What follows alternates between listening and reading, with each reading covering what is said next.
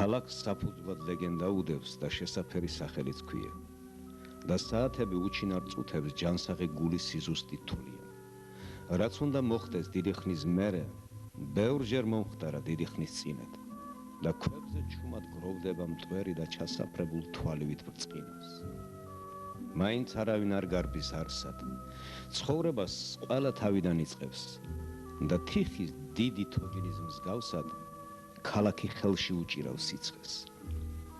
იზრდება სიცხე და მაგარ თითებს თანდათან უფრო თამამად უჭერს აცახცახებულ თაღებს და ხიდებს და ჩრდილებისკენ გაქცეულ ქუჩებს.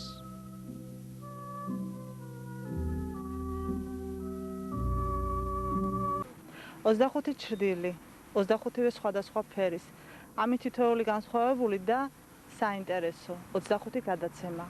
ფერადი ჩრდილების 1.5 წრე. რუბრიკა ფერად ჩრდილებს თანძებდა მაყურებელთა შეკითხვა, თუ რა კავშირში იყო ესა თუ ის თემა გადაცემის სათაურთან. უბრალოდ ჩრდილი დაუკავშირეთ ადამიანის თანმზებ პრობლემებს და მათი მრავალფეროვნების გამო ფერადი უწოდეთ. ამჯერადაც ჩვენს გადაცემას უთმობთ ჩრდილს და ვისაუბრებთ მის მიზეზ სინათლეზე. მაშასე, ჩვენი სტუმარია, მისი უდიდებულესობა მზე. დაუცება მოვიდა მზე, ლამაზი, მაღალი, თბილი, ოქროსფერი, ცოცხალი და მაცოცხლებელი. თქვა თავმდაბალი სალამი, მერე გაიღიმა, გაიცინა, გადაიხარხარა და აშრიალდა ტყე. აყიულდა მამალი, აყებდა ძაღლი, ამოძრავდა ზღვა. დადნა ნისლი და მიწამ ძალიან ძლიერად, ძალიან მძიმედ, მაგრამ შვებით ამოისუნთქა. გათენდა. არ დაგვწვა პატრონომ, თქვა მილიციელმა და მზეს ახედა. მზეზე ამბობ მაგას, კითხა მღვდელმა. მზეს არ ეკადრებ ეგ. მზე ხატია მზიანი ღამისა. მზიანი ღამე რაღა ოხრობაა. მაინც რა არის მზიანი ღამე? ღმერთი. თან მზია და თან ღამეა? ხო და იმდენად ნათელია, რომ უკუნია. ღამეა ადამიანის თვალისათვის. ამიტომ არის მზიანი ღამე. თქვენი საზრით რა ფერისაა მზე?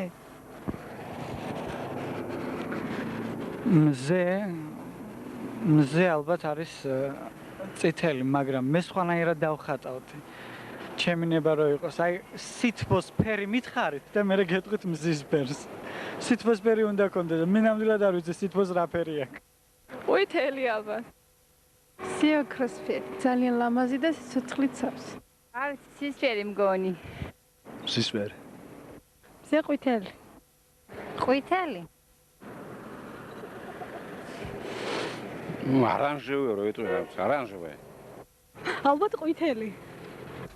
დრო ღამისა და დღის, დრო ღამისა და დღის შერევის, დროისაგან დროის დაკარგვა, საკუთარი თავის არ შეგრძნება, თავ დავიწყება, შეშფოთება, სიციშვილის დამალვა, გათენება, გამოუცნობი ურთიერთობა.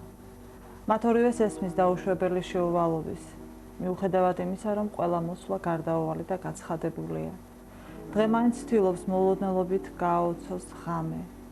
დღე მაინც ასწრებს მოვიდეს სწორედ მაშინ, როცა ლოდინმობეზრებულ დაღლილ ღამეს სიფხიზლე დაკარგული აქვს, როგორც იდგა ჰაშიშის ზევდა, წარენისლივით ვრცელი.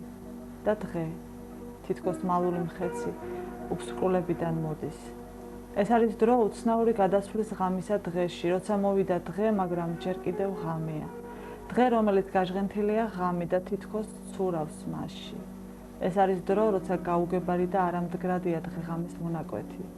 როცა არაფერს არ ახლავს ჩრდილი, უბრალოდ ყველაფერი რაც ირგვლივაა თავად აღიქმება როგორც ჩრდილი, რადგან მათ თავად აქვთ ღამეული ფერი და სახე. ღამისა და დღის ზღვარში კი მას ბურუსებზე ხვევდა თეთრი ობობას ქცელი. ობობას ქსელი, მისავე სხეულიდან შექმნილი, სხეული დაფენილია მახეთ, მირაჟი, წარე თამაში. და მას ბატონობაანდნენ რატომღაც. დროის ხმაურად დარჩენილი ღამის ნამსხვრევები ჩრდილებად ეფინებოდა მიწას. ქართული მზე მზერიდან არის ნაწარმოები. მზე ანათებდა როგორც მზერა, შექმნის საიდუმლოს ცეცხლოვანი ნაყოფი. პირველად დედაკაცმა შვა ეს ნაყოფი სისხლით სავსე გული, შეუდარებელი მზე. ალბათ ამას ნიშნავდა ქალღმერთნეითის გამოცხადება, რომელიც ამბობდა მე ვარ ის, რაც იყო, რაც არის და რაც იქნება და არცეთ მოკვდავს და არცეთ უკვდავს არა უხდია ჩემთვის საბურველი. ნაყოფი რომელიც მე ვშვი, ზე იყო. გრიგოლ რობაქიძე. აი რამე მითს ან ლეგენდას ხო არ გაიხსენებდით მზესთან დაკავშირებით?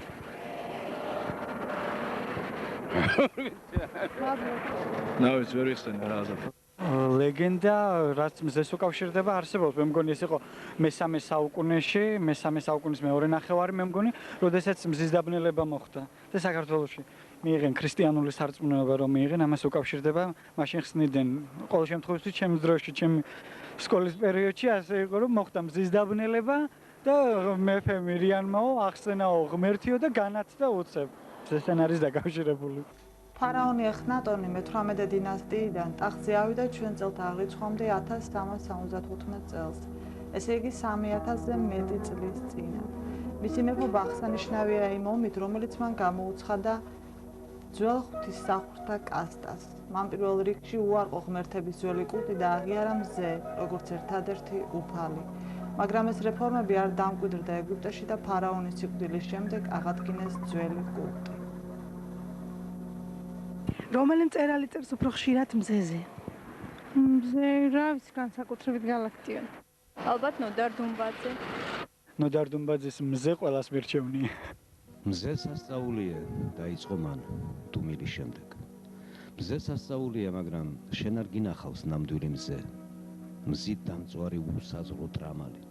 მზით დამწვარი ქვა, მიწა, ხე, ქვიშა, გამხმარი ხახა, გამხმარი ტვინი. არის წუთები ცხოვრებაში, როდესაც მზე გეზიძღება და უცქერ მზის ჩასვლას, იმიტომ რომ იგი ჩადის და გიხარია მისი ჩასვლა. რათა ხელმეორედ აღარ მოვიდეს ისეთი ულმობელი როგორც გუში. გაიგე? კიდევ კითხა ადამიანმა ღიმილით. კიდევ აი რა, წამოიძახა მზემ და უცებ წით გამომწვარ ქოთანს დაემსგავს.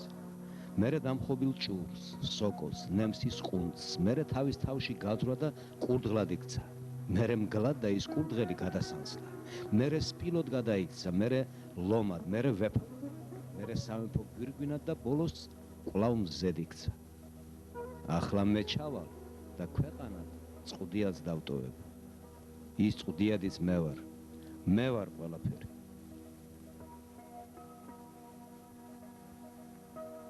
იოანეს სახარებაში ნათქვამია, რომ ღვთიური შუქი ცოტა ხნით არის. იარეთ, დაიქნებით შვილების შუქისა. შუქი გულისხმობს იმას, რომ არსებობს რაღაც ბნელი. ბნელი კი სინათლეს მოიცავს. რაც უფრო დიდი წრე მოხდა ჩრდილმა, უფრო მეტი შანსია, რომ სინათლე გამოფწყინდეს. ჩვენი სხეული ქმნის ჩრდილს, ჩრდილს, რომელიც სინათლის მატარებელია და როგორც კაფკა ამბობს, ვერავითარი ჩრდილები მზეს ვერ ჩააქრობს.